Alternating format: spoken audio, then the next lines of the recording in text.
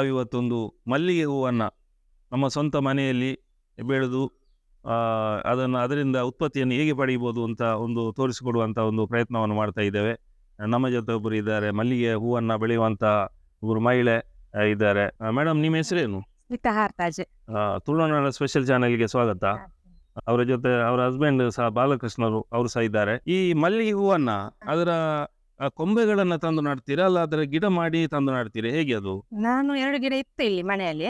ಆಮೇಲೆ ಅರಣಿಗೆಲ್ಲ ತೆಗೆದು ಮಾಡಿದೆ. ಅದರ ಸಣ್ಣ ಕೊಂಬೆಯನ್ನು ತೆಗೆದು ಗಿಡ ಬೇರೆ ಬೇರೆ ಅದು ಪ್ಲಾಸ್ಟಿಕ್ ಕವರ್ನ ಒಳಗೆ ಹಾಕಿ ನರ್ಸರಿಯಲ್ಲಿ ಸಿಗ್ತಿಲ್ಲ, ನಮ್ಗೆ ಯಾವ್ದು ಆಗ್ತದೆ ಪ್ಲಾಸ್ಟಿಕ್ ಕವರ್ ಅಲ್ಲಿ ಮಣ್ಣು ಹಾಕಿ ಸ್ವಲ್ಪ ಹೊಯ್ಗೆ ಮಿಕ್ಸ್ ಮಾಡಿ, ಹೊಯ್ಗೆ ಮತ್ತು ಮಣ್ಣನ್ನು ಮಿಕ್ಸ್ ಮಾಡಿ ಅದರಲ್ಲಿ ಹೋಗ್ಲಿಕ್ಕೆ ಸುಲಭ ಆಗ್ತದೆ. ಅದು ಗಿಡ ಬಂದ ನಂತರ ಎಷ್ಟು ದಿನದಲ್ಲಿ ಸಾಧಾರಣ ಗಿಡ ಮೇಲೆ ಬರ್ತದೆ? ಅದು 1 ತಿಂಗಳು ಬೇಕು. ಅದು ಬೆಳವಣಿಗೆ ಮಾಡ್ಬೇಕಾದ್ರೆ 1 ತಿಂಗಳು ಬೇಕು ಅಂತ ಹೇಳಿ. ಈ ಬೆಳವಣಿಗೆ ಆಗಿದ್ರೆ ಬೇರು ಬರ್ಲಿಕ್ಕೆ ಮೊದಲು ಚಿಗುರು ಬರೋದು, ಆಮೇಲೆ ಬೇರು ಹೋಗುತ್ತೆ. ಮೊದಲು ಚಿಗುರು ಬಂದ ನಂತರ ಬೇರು ಕೊಡ್ತಾ ಹೋಗ್ತದೆ. ಹೌದು, ಮಲ್ಲಿಗೆ ಗಿಡ ಹಾಗೆ ಅಂತೆ, ಮೊದಲು ಚಿಗುರು ಆಮೇಲೆ ಬೇರು. ನೀವೀಗ ಮಣ್ಣು ಮತ್ತು ಮರಳನ್ನ ಮಿಕ್ಸ್ ಮಾಡಿ ಗಿಡದೊಳಗೆ ಪ್ಲಾಸ್ಟಿಕ್ ಕವರ್ನ ಒಳಗೆ ಹಾಕಿ ಅದನ್ನು ಗಿಡವನ್ನು ಇಡುವಂತದ್ದು. ಹೌದು, ಗಿಡವನ್ನು ಇಟ್ಟು ಅದಕ್ಕೆ ಏನು ಗೊಬ್ಬರ ಕೊಡ್ತೀರಿ? ಇದು ಆಮೇಲೆ ಅದು ಬದುಕಿದ ಮೇಲೆ ಹೀಗೆ ಗ್ರೋ ಬ್ಯಾಗ್ ಅಲ್ಲಿ ನೆಲದಲ್ಲಿ ಹಾಕೋದು. ನೆಲದಲ್ಲಿ ಆದ್ರೆ ಗೊಬ್ಬರ, ಹಟ್ಟಿ ಗೊಬ್ಬರ ಹಾಕಿ ಅದಕ್ಕೂ ಸ್ವಲ್ಪ ಹೊಯ್ಗೆ ಮಿಕ್ಸ್ ಮಾಡಿ ಹಾಕ್ತಾರೆ. ಇದಕ್ಕೆ ಆದ್ರೆ ಹಾಗೆ ಮಣ್ಣು ಮತ್ತು ಇದು ಅದು ಹಟ್ಟಿ ಗೊಬ್ಬರ ಉಡಿದ್ರೆ ಆಗ್ತದೆ, ಮತ್ತೆ ಸುಡು ಮಣ್ಣು ಇದ್ರೆ ಆಗ್ತದೆ. ಇಲ್ಲಾಂದ್ರೆ ಅದಕ್ಕೆ ತುಂಬಿಸ್ಲಿಕ್ಕೆ ಆಗೋದಿಲ್ಲ. ಸ್ವಲ್ಪ ಉಡಿ ಇದ್ರೆ ಹಟ್ಟಿ ಗೊಬ್ಬರ ಸಾಕ್ಬಹುದು ಅಂತ ಹೇಳ್ತಾ ಇದೆ. ಈಗ ಬೇರೆ ಏನಾಗ್ತೀರಿ ಅದಕ್ಕೆ? ಬೇರೆ ಆಮೇಲೆ ಅದಕ್ಕೆ ಒಂದು ನೆಟ್ಟು ಒಂದು ತಿಂಗಳಾದ್ಮೇಲೆ ಇದು ನೆಲಗಡಲೆ ಎಣ್ಣೆ ಮತ್ತು ಸೆಗಣಿ ನೀರು ಹಾಗೆ, ಇಲ್ಲದ ಗೋಮೂತ್ರ ಕೂಡ ಆಗ್ತದೆ ಅದಕ್ಕೆ. ಅದು 4 ದಿವಸ ಹಾಕ್ಬೇಕು ನೀರಲ್ಲಿ ಇಟ್ಟು, ಅದು ಇದು ಹಾಕುದು ಅದಕ್ಕೆ. ಈಗ ಗೋಮೂತ್ರ ಮತ್ತೆ ಬೇವಿನ ಹಿಂಡಿ ಅದನ್ನೆಲ್ಲ ಮಿಕ್ಸ್ ಮಾಡಿ. ಹೌದು, ಬೇವಿನ ಹಿಂಡಿ ಹಾಕಿದ್ರೆ ಹಾಕಿದ್ರು ಒಳ್ಳೇದು, ಅದು ಇದು ರೋಗ ಬರೋದಕ್ಕೆ ಒಳ್ಳೇದಾಗ್ತದೆ ಅಂತ ಹೇಳ್ತದೆ. ಹೌದು. ಈಗ ಅದನ್ನು ನೀವು ಡ್ರಮ್ನಲ್ಲಿ ಕಲಸಿ ಇಡ್ತೀರಿ, ಅದು ಎಷ್ಟು ದಿವಸ ಇಡ್ತೀರಿ? ಅದು ಒಂದು 4 ರಿಂದ 5 ದಿವಸ. 5 ದಿವಸವರೆಗೆ ಅದನ್ನು ಕಲಸಿ ಇಟ್ಟು ಆಮೇಲೆ ಅದಕ್ಕೆ ನೀವು ಸ್ವಲ್ಪ ಸ್ವಲ್ಪ ಒಯ್ತಾ ಹೋಗ್ತೀರಾ? ಹೌದೌದು, 1 ಲೀಟರ್ ಅಷ್ಟು. ಅದೀಗ ಮಾಡ್ಬೇಕು ಅದನ್ನು ಹಾಗೆ ತೆಳು ಮಾಡ್ಬೇಕು ಅಂತ ಹೇಳಿ, ದಪ್ಪ ಮಾಡಬಾರ್ದು, ತೆಳುವಾಗಿ ಮಾಡಿ. ಎಷ್ಟು ದಿವಸಕ್ಕೊಮ್ಮೆ ಒಯ್ತೀರಿ ಅದನ್ನ? ನಾನು 15 ದಿವಸಕ್ಕೊಮ್ಮೆ ಒಂದು ಗಿಡಕ್ಕೆ. 15 ದಿವಸಕ್ಕೊಮ್ಮೆ ಒಂದು ಗಿಡ 1 ಲೀಟರ್ನಷ್ಟು 1 ಲೀಟರ್ ಅಷ್ಟು ಒಯ್ತಾ ಹೋಗ್ತೀವಿ. ಈಗ ಒಂದು ಗಿಡದಿಂದ ಗಿಡಕ್ಕೆ ನಾವು ಏನಾದ್ರು ದೂರದ ಅಂತರ ಏನಾದ್ರು ಬೇಕಾಗ್ತದೆ ಅದಕ್ಕೆ? ಬೇಕು, ಅದು ನಾನೇ ಇಲ್ಲ ಇದಾದ್ರೆ ಅದನ್ನ ದೂರ ಮಾಡಿ ಆಗ್ತದೆ. ಚಟ್ಟಿಯನ್ನು ನೆಲದಲ್ಲಿ ಆದ್ರೆ ಒಂದು 8 ಫೀಟ್ ಒಂದು 6 ಫೀಟ್ ಬೇಕು ಅದಕ್ಕೆ. ಒಂದು ಗಿಡದ ಒಂದು ಬೇರೆ ಹೇಳ್ತೀವಿ ಅಂದ್ರೆ 6 ಅಡಿ 6 ಅಡಿ ಅದೆಲ್ಲ ಇಡ್ತೀರಿ ಅಂತ ಹೇಳಿದ್ರೆ, ಒಂದು ಗಿಡದಿಂದ ಒಂದು ಗಿಡ ಅದು ದೊಡ್ಡದಾಗ್ತಾ ಬರುವಾಗ ಹಾಗಿದ್ರೆ ಅಷ್ಟು ಹೂವು ಇಲ್ಲ, ಅದು ಗಾಳಿ ಎಲ್ಲ ಸರಿ ಬೀಳ್ಬೇಕಂತ ಇದಕ್ಕೆ. ಜಾಯಿಂಟ್ ಆದ್ರೆ ಹೂ ಎಲ್ಲ ಬರಲ್ಲ. ಹಾಗೆ ಬಿಸಿಲು ಬೇಕು, ಒಳ್ಳೆ ಬಿಸಿಲು ಬೇಕು ಅಂತ ಹೇಳ್ತೇವೆ. ಈಗ ನಿಮಗೆ ಹೂವನ್ನು ಕೀಳ್ಲಿಕ್ಕೆ ಒಂದು ಅಂದಾಜು ಎಷ್ಟು ದಿನ ಹೋಗ್ಬಹುದು? ನೀವು ಗಿಡ ನೆಟ್ಟು ಅದಕ್ಕೆ ಈ ಗೊಬ್ಬರಗಳನ್ನ ಹಾಕಿ ಅದು ಮೇಲೆ ಬರ್ಲಿಕ್ಕೆ, ಒಂದು ಹೂ ಆಗ್ಲಿಕ್ಕೆ ಎಷ್ಟು ಟೈಮ್ ಹೋಗ್ತದೆ? 6 ತಿಂಗಳಲ್ಲಿ ಸಿಗ್ತದೆ ನಂಗೆ ಹೂವೇ ಬರೋದು, ಬರ್ತಾ ಇರ್ತದೆ ನೆಟ್. ಅಂದ್ರೆ ಗಮ್ಮತ್ ನಮ್ಗೆ ಮಾರ್ಕೆಟ್ಗೆ ಆದ್ರೆ 6 ತಿಂಗಳು ಬೇಕು. ಹೂ ಬರ್ತಾ ಇರ್ತದೆ, ಆದ್ರೆ ಸ್ವಲ್ಪ ಸ್ವಲ್ಪ ಬರ್ತದೆ. ಹೌದು, ಆಮೇಲೆ ಮಾರ್ಕೆಟ್ ಕೊಡ್ಬೇಕಾದ್ರೆ ಒಂದು 6 ತಿಂಗಳು ಬೇಕಾಗ್ತದೆ ಅಂತ ಹೇಳ್ತಾ ಇದೆ. ಹೌದೌದು, ಅಷ್ಟಲ್ಲಿ ಆಗ್ತದೆ. ಒಂದು 30 ಗಿಡ ಇದ್ರೆ ನಮಗೆ ಕೊಡ್ಲಿಕ್ಕೆ ಸಿಗ್ತದೆ. ಅದು ಗಿಡ ಕೂಡ ಲೆಕ್ಕ ಬೇಕು. ನಂಗೆ ಕಡಿಮೆ ಗಿಡ ಇದ್ರೆ ಕಡಿಮೆ ಹೂ ಸಿಗ್ತದೆ. ಹಾಗೆ ಒಂದು ಅಂದಾಜು 25-30 ಗಿಡ ನಮ್ಮ ಸ್ಟಾರ್ಟಿಂಗ್ ಬೇಕು. ಈಗ ನೀವು ಇದನ್ನ ಇಷ್ಟು ಈಗಾಗಲೇ ಬಂದಾಗಿದೆ, ಬಂದದನ್ನು ನೀವು ಏನಾದ್ರು ಕಸಿ ಮಾಡ್ತೀರಾ ಅಥವಾ ಕಟ್ ಮಾಡಿ ಆಮೇಲೆ ಚಿಗುರು ಬಂದ್ರೆ ಈ ಸಲ ಮಳೆ ಆದ್ರೆ? ಈಗ ವರ್ಷದಲ್ಲಿ ಎಷ್ಟು ಸಲ ಕಟ್ ಮಾಡ್ಬೇಕಾಗ್ತದೆ? 2 ಸಲ ಮಾಡ್ಬೇಕಾಗ್ತದೆ. ನಾನು 1 ಸಲ ಮಾಡಿದ್ದೀನಿ. ಈಗ ಕಟ್ ಮಾಡಿದ್ರೆ ಚಿಗುರು ಬೇಗ ಬರ್ತದೆ, ಹೂ ಜಾಸ್ತಿ ಆಗ್ತದೆ ಅಂತ ಹೇಳ್ತಾ ಇದ್ದೀರಾ? ಹೌದು, 1 ಸಲ ಬರ್ತದೆ ಗಮ್ಮತ್ ಹೂ ಜಾಸ್ತಿ ಚಿಗುರು ಬಂದು. ನೀವು ಈಗ ಎಷ್ಟು ಗಿಡವನ್ನ ಬೆಳೆಸಿದ್ದೀರಿ ಇಲ್ಲಿ ಒಟ್ಟಿಗೆ? ನಂಗೆ ಹೂ ಬರುವುದು ಒಂದು 70 ಗಿಡ ಇದೆ. ಆಮೇಲೆ ಸಣ್ಣ ಗಿಡ ಮಾಡಿದ್ದೇನೆ, ಒಂದು 4 ಅಂದಾಜಿದೆ. ಹೂ ಬರುವಂತದ್ದು 70 ಗಿಡ ಇದೆ ಈಗ. ನೀವು ಸ್ಟಾರ್ಟಿಂಗ್ ಅಂದ್ರೆ 70 30 ಗಿಡ ಇದು ಮಾತ್ರ ಮೇಲೆ ಇದ್ದದ್ದು. ಅದಕ್ಕೆ ಒಂದು ಆಗ್ಲಿಲ್ಲ, 1 ವರ್ಷ ಆಯ್ತು ಅಷ್ಟೇ. ಅದಕ್ಕೆ ಒಂದು 2 ವರ್ಷ ಆಯ್ತು ಈ ಗಿಡಕ್ಕೆ. ಫಸ್ಟಿಗೆ 30 ಗಿಡ, 30 ಗಿಡದಿಂದ ಸ್ಟಾರ್ಟ್ ಮಾಡಿದ್ರು ಕೊಡ್ಲಿಕ್ಕೆ ನಾನು. ಈಗ ನೀವು ಡೈಲಿ ಹೂವನ್ನು ಕಿತ್ತು ಕೊಡ್ತಾ ಇದ್ದೀರಿ? ಡೈಲಿ 1 ದಿವಸ ಬಾಕಿ ಇಲ್ಲ. ಈಗ ಇವತ್ತು ಕಿತ್ತಿದ್ದೀರಾ? ಇಲ್ಲ, ಇವತ್ತು ನಾವು ವಿಡಿಯೋ ಮಾಡ್ಲಿಕ್ಕೆ ಬರ್ತಾರೆ ಅಂತ ಹೇಳ್ಕೊಂಡು ಹೂವನ್ನು ಕೀಳಲಿಲ್ಲ, ಇಲ್ಲಾಂದ್ರೆ ಇಷ್ಟೊತ್ತಿಗೆ ಹೂ ಕಿತ್ತಾಗ್ತದೆ. ಯಾರೋ ಜನ ನೆಂಟ್ರಲ್ಲಿ ಇದ್ರೆ ಇದು ಹೂವನ್ನ ನೀವು ಕಿತ್ತು ಅದನ್ನು ನೇಯ್ಗೆ ಮಾಡ್ತೀರಾ? ನೇಯ್ಗೆ ಮಾಡಿ ಬಾಳೆ ಹಗ್ಗದಲ್ಲಿ ನೇಯ್ಗೆ ಮಾಡಿ ಮತ್ತೆ ಕೊಡುವಂತ.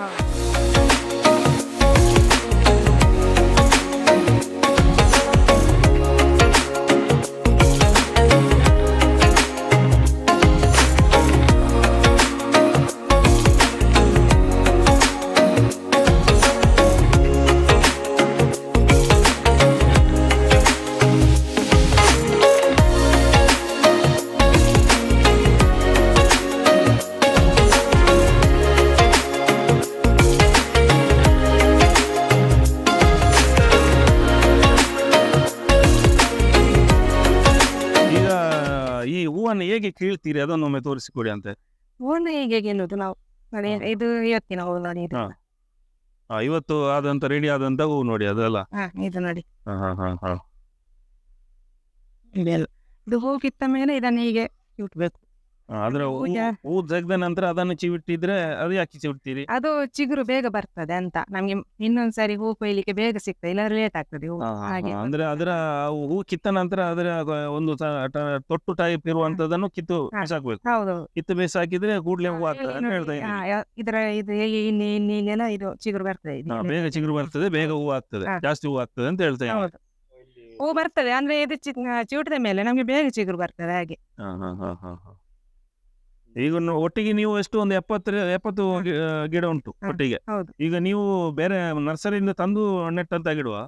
ಮೊದಲು ನೆಟ್ಟಿದ್ದೆವು ನರ್ಸರಿಯಿಂದ, ಒಂದು ಮನೆಯಿಂದ ತಂದೆವು ನಾನು ಒಂದು 7-8 ವರ್ಷ ಮೊದಲು.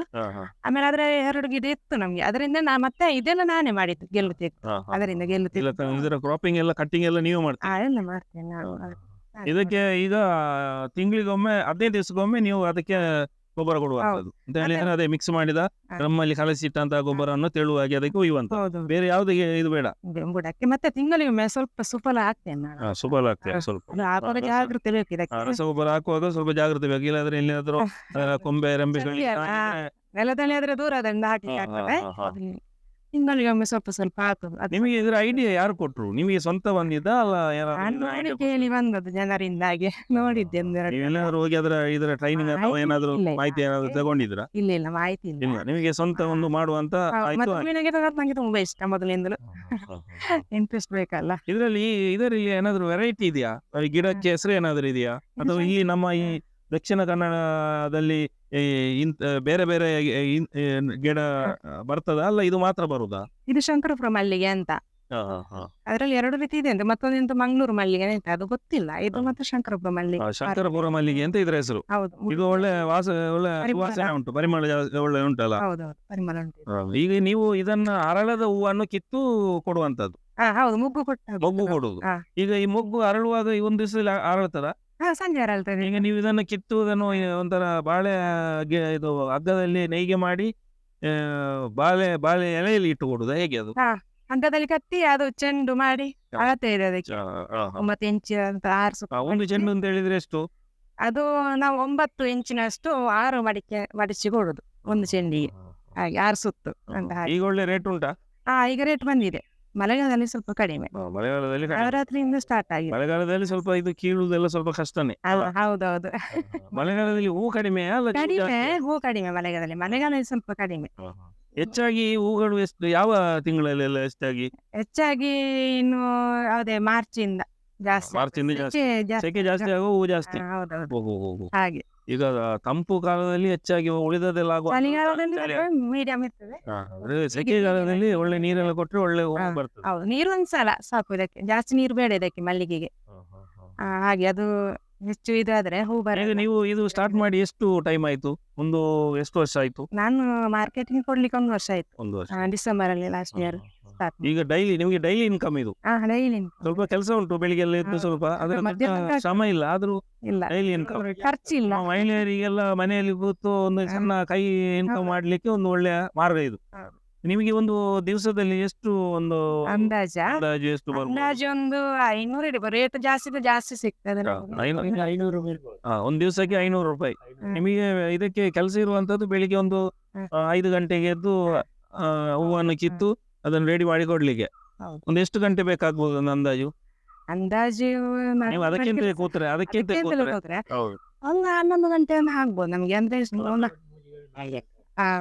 3 ರಿಂದ 4 ಗಂಟೆಯಲ್ಲಿ ಈ ಕೆಲಸ ಆಗ್ತದೆ. 500 ರೂಪಾಯಿ. ಇಲ್ಲದ್ರೆ ಈಗ ಅಷ್ಟೇ, ಮತ್ತೆ ಜಾಸ್ತಿ ಇದ್ರೆ ಜಾಸ್ತಿ ಎಂತ ಹೇಳಿದ್ರೆ 500 ರಿಂದ 1000 ಒಂದು ದಿವಸಕ್ಕೆ ಗ್ಯಾರಂಟಿ. ದಿನಂಪ್ರತಿ ಒಂದು ಜಾಸ್ತಿ ಇರ್ತದೆ, ಒಂದ್ಸಲ ಕಡಿಮೆ ಸಿಗ್ತದೆ. 500 ಡೈಲಿ ಇರಬಹುದು. ಹಾಗಾದ್ರೆ ಒಂದು ವಾರಕ್ಕೆ ಒಂದು 3 ರಿಂದ 3,500 ಗ್ಯಾರಂಟಿ. ಅಂತ ಹೂವನ್ನ ಮಾರ್ಕೆಟಿಂಗ್ ನಿಮಗೆ ಏನು ಸಮಸ್ಯೆ ಇಲ್ಲ. ಹೂವನ್ನು ತಗೊಳ್ತಾರೆ, ಒಳ್ಳೆ ರೇಟಿಗೆ ತಗೊಳ್ತಾರೆ, ಏನು ಬಾರಿ ಕಡಿಮೆಯಲ್ಲಿ ಏನು ತಗೊಳ್ಳುದಿಲ್ಲ. ಅಲ್ಲಿ ಹೇಗೆ ರೇಟ್ ಇರ್ತದೆ ಹಾಗೆ ನಮ್ಮ ಮಾರ್ಕೆಟಿಂಗ್ ಈಗ ಉಂಟು, ಅದರ ಮೇಲೆ ನಿಮಗೆ ತಗೊಳ್ತಾರೆ, ಏನು ತೊಂದರೆ ಇಲ್ಲ. ಬೆಳ್ತಂಗಡಿಗೆ ಕೊಡೋದು. ಈಗ ನೀವು ಈ ಮಹಿಳೆಯರಿಗೆ ಒಂದು ಏನು ಮೆಸೇಜ್ ಮಾಡ್ತೀರಿ ಅಂತ ಹೇಳಿದ್ರೆ, ಮಹಿಳೆಯರು ಕೆಲವು ಮನೆಯಲ್ಲಿ ಸುಮ್ಮನೆ ಕೂತು ಉದಾಸೀನ ಮಾಡಿಕೊಂಡಿರುವುದಕ್ಕಿಂತ ಇಂಥ ಸಣ್ಣ ಸಣ್ಣ ಏನಾದ್ರು, ಈಗ ಹೂವೆ ಅಂತ ಅಲ್ಲ, ಏನಾದ್ರೂ ಸಣ್ಣ ಸಣ್ಣ ಮನೆಯ ಒಳಗಡೆ ಮಾಡುವಂತ ಕೆಲಸಗಳನ್ನು ಮಾಡಿದ್ರೆ ಅವರಿಗೆ ಸಣ್ಣ ಸಣ್ಣ ಇನ್ಕಮ್ ಆಗ್ತದೆ. ಅದರ ಜೊತೆಗೆ ಅವರಿಗೆ ಆರೋಗ್ಯ ಸಹ ಒಳ್ಳೆಯದು. ಈ ಹೂವಿನಿಂದ ಯಾವುದೇ ಅಡ್ಡ ಪರಿಣಾಮ ಇಲ್ಲ. ಆರೋಗ್ಯಕ್ಕೆ ನಮಗೆ ಯಾವುದೇ ಪರಿಣಾಮಗಳು, ಬೇರೆ ಅಡ್ಡ ಪರಿಣಾಮ ಬರುವುದಿಲ್ಲ. ಇದು ಹೂವು ಆರೋಗ್ಯಕ್ಕೆ ಒಳ್ಳೆಯದೇ. ಅಂತದ್ರಲ್ಲಿ ನೀವು ಇಂಥ ಕೆಲಸ ಒಳ್ಳೆಯದು ಅಂತ ಹೇಳ್ತಾ ಇದ್ದೀರಿ.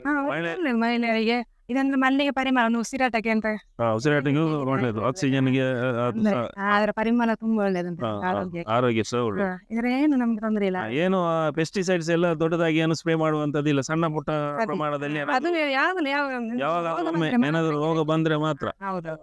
ಹುಳ ಏನು ಬಂದ ಅದೇ ಕೈಬೇವು ಹಾಕಿದ್ರೆ ಕಂಟ್ರೋಲ್ ಆಗ್ತದೆ. ಕೈಬೇವಿನಲ್ಲಿ ಕಂಟ್ರೋಲ್ ಆಗ್ತದೆ. ಏನಾದ್ರು ಬಂದ್ರೆ ಸಣ್ಣ ಪುಟ್ಟ ಇದರಲ್ಲಿ ಏನಾದ್ರು ಎಣ್ಣೆ ಸಿಗ್ತದೆ ಸ್ಪ್ರೇ ಮಾಡ್ಲಿಕ್ಕೆ, ಇಲ್ಲದ್ರೆ ಬುಡಕ್ಕೆ ಹಿಂಡಿ ಹಾಕಿದ್ರೆ ಆಗ್ತದೆ. ಹೌದು, ಬುಡಕ್ಕೆ ಹಾಕಿದ್ರೆ ಆಗ್ತದೆ. ಇದು ಯಾರಿಗೂ ಮಾಡ್ಬೋದು ಇಂಟ್ರೆಸ್ಟ್ ಇದ್ರೆ. ಇಂಟ್ರೆಸ್ಟ್ ಇದೆ, ಹೌದು.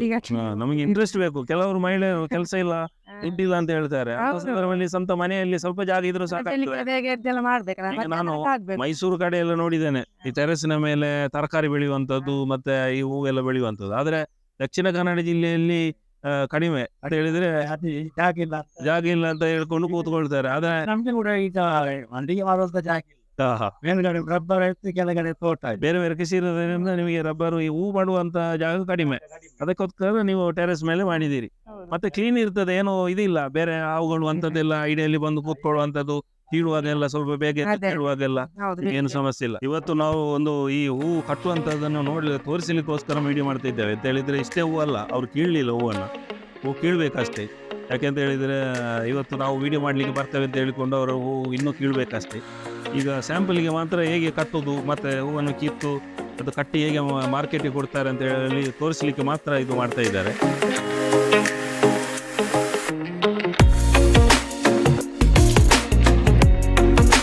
ಹೀಗೆ ಕಟ್ಟಿದಂತ ಇದು ಎಂತ ಹೇಳಿದ್ರೆ ಎಷ್ಟು ಇಂಚು?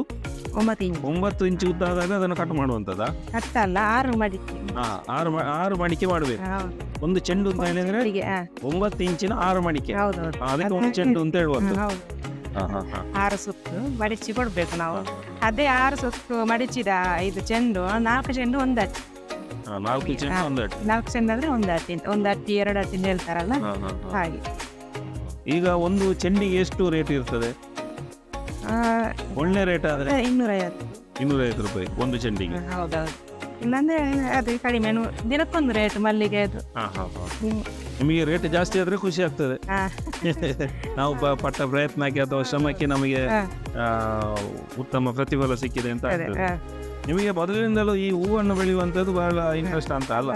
ಹೌದು, ಯಾವುದೇ ಗಿಡವನ್ನು ಕೂಡ ಬೆಳೆಸ್ತೇನೆ. ಮಲ್ಲಿಗೆ ಇದೆ, ಗುಲಾಬಿ, ಸೇವಂತಿಗೆ, ಹೀಗೆ ಬೇರೆ ಬೇರೆ ಗಿಡಗಳು, ಬೇರೆ ಬೇರೆ ಹೂವಿನ ಗಿಡ ಇದ್ರೆ ಚಂದ ಕಾಣ್ತದೆ ಅಂತ. ಮಲ್ಲಿಗೆ ಹೂವನ್ನು ಯಾವ ರೀತಿ ಬೆಳಿಬೇಕು ಮತ್ತು ಅದಕ್ಕೆ ಯಾವ ಗೊಬ್ಬರವನ್ನು ಹಾಕಬೇಕು, ಯಾವ ಟೈಮಲ್ಲಿ ಕೀಳಬೇಕು, ಕಿತ್ತು ನಂತರ ಇದನ್ನು ಏನು ಮಾಡಬೇಕು, ಅದು ಮಾರ್ಕೆಟಿಂಗ್ ಹೇಗೆ, ಹೀಗೆ ಎಲ್ಲ ವಿಚಾರಗಳನ್ನು ತುಂಬ ಒಳ್ಳೆಯ ರೀತಿಯಲ್ಲಿ ಅಚ್ಚುಕಟ್ಟಾಗಿ ನಮಗೆ ತಿಳಿಸಿಕೊಟ್ಟಿದ್ದೀರಾ.